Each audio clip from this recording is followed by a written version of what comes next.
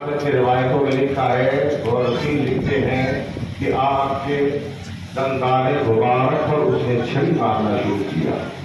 ایک صحابی رسول زید بن ارقم بیٹھے ہوئے تھے، بے قرار ہو گئے، بے چین ہو گئے، برداشت نہ ہوا کہ تجھے معلوم نہیں بدبخت زمانہ ان ناکوں نے دیکھا ہے کہ جن لبوں پر تو چھری لے آ رہا ہے بے حرمتی کر رہا ہے. رسول پاک صاحب لولا صلی اللہ علیہ وسلم دندانوں کو جھکا کرتے تھے، ان لبوں کو جھکا کرتے تھے، جس میں مقدم کو جھکا کرتے تھے، بارہ کو جھکا کرتے تھے. نعرے تکبیر، اللہ اکبر، رسالت یا رسول اللہ، شہدائے کربلا زندہ باد، علماء اہل سنت زندہ باد، علامہ فرمود حسن صاحب قبلہ زندہ باد. نعرے تکبیر، اللہ اکبر، رسالت یا رسول اللہ. عزیزان محترم، سر مبارک کو جب یہ لوگ جا رہے تھے، عبید اللہ بن زیاد کی کارکردگی میں یہ قافلہ روانہ کیا گیا یزید کی جانب. جب یہ قافلہ چلا تو راستے میں قافلے کا ایک جگہ پڑاؤ ہوا، ٹھہرا. گرجا گھر تھا وہاں پہ، یہ تھکے ہارے تھے، یہ ٹھہرنا چاہ رہے تھے، آرام کرنا چاہ رہے تھے. تو وہاں ایک دیوار پر ایک شعر لکھا ہوا، اور وہاں کا جو راہب تھا اس نے جب یہ منظر دیکھا کہ یہ کون ہے، کہاں سے آ رہے ہیں، پورے حالات سے اس کو آگاہی ہوئی. تو اس نے کہا ایک رات کے لیے یہ سر مبارک ہمیں دے دو. کیا کہا؟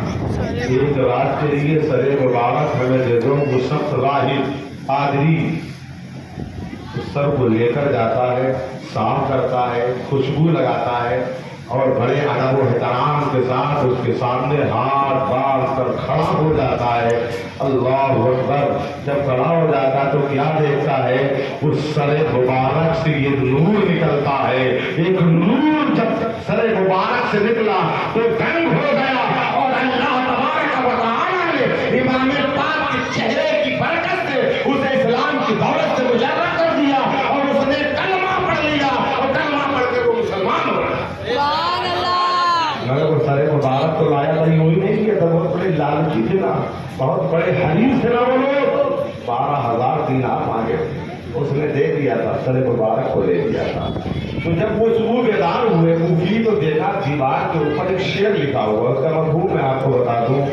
کیسے ہوں گے وہ لوگ جو رسول اللہ صلی اللہ علیہ وسلم کے نواسے کو شہید کریں گے اور نانا سے شفاعت کی امید رکھیں گے، نواسے کو شہید کریں گے اور میدان محشر میں نانا سے شفاعت کی امید رکھیں گے. اس شخص کوفیوں نے راہب سے پوچھا یہ شعر کس نے لکھا ہے. ایک روایت تو یہ بتاتی ہے ایک لوہے کا قلم نمودار ہوا اور دیوار پر جلی حرفوں سے لکھ گیا. جب راہب سے پوچھا گیا یہ کس نے لکھا تو راہب یہ کہہ رہا ہے تمہارے پیغمبر اعظم صلی اللہ علیہ وسلم کی پیدائش کے 5 سال پہلے یہ شعر لکھا ہوا ہے کہ نواسے کو شہید کرو گے اور دانا سے شفاعت کی امید رکھو گے.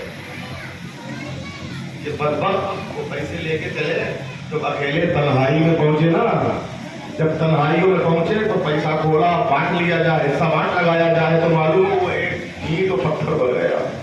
وہ پیسے اینٹ اور پتھر بن گئے اور لالچیوں کے حریصوں کے کام نہ آیا.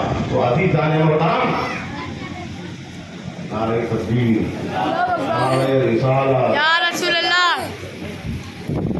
عزیزان محترم، امام پاک کا قافلہ چل رہا تھا. ایک تاریخ یہ ہے، ایک روایت یہ ہے، امام پاک کا جب قافلہ یزید دمشق شہر پہنچنے والا تھا، اس سے پہلے ہی کافی لوگوں، خواتین اہل بیت جو تھی، رسول اللہ صلی اللہ علیہ وسلم کے گھر والی، گھر کی جو شہزادیاں تھیں، لوگوں کا مجمع، سر مبارک جو امام پاک کا سر تھا وہ عورتوں کے قریب میں تھا.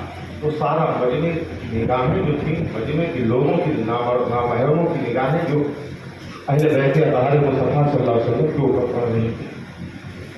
ایک صحابی رسول ادھر سے آ رہے تھے، تو جب انہیں معلوم ہوا تو قریب پہنچے تو خواتین اسلام سے حال حقیقت پوچھی تو انہوں نے کہا میری ایک مدد کر دیجیے. مدد یہ ہے کہ لوگوں سے کہہ دیجیے کہ سر امام پاک کو آگے بڑھا دے تاکہ یہ غیر محرموں کی جو نگاہ میرے اوپر پڑ رہی ہے ادھر متوجہ ہو جائے.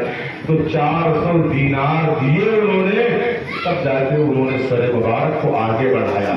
اور ایک روایت یہ بتاتی ہے کہ کچھ خواتین دیکھ رہی تھیں حضرت زینب و سکینہ کے اوپر ان کی نگاہیں پڑی اور اہل بیت مصطفیٰ صلی اللہ علیہ وسلم کہ اہل بیت تھی ان کے اوپر نگاہیں پڑی تو وہ بڑا پریشان ہوئی. ان کو خبر ملی ہے کہ اہل بیت مصطفیٰ صلی اللہ علیہ وسلم کا قافلہ تو گئی مدد کے لیے کہ کوئی بیٹی بچیوں کوئی ہم سے کوئی مدد ہو سکے تو بتاؤ, ہم تمہاری مدد کر سکیں. تمہیں کوئی ضرورت ہو تو بتاؤ کہ ہم تمہاری ضرورت کو پورا کر سکیں.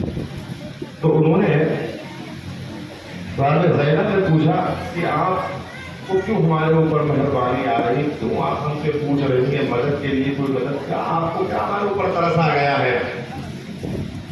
کہا ترس اس لیے آ گیا ہے میں خاتون جنت فاطمۃ الزہرا کی پاروی ہوں اور سرکار کی بارگاہ میں رہا کرتی تھی.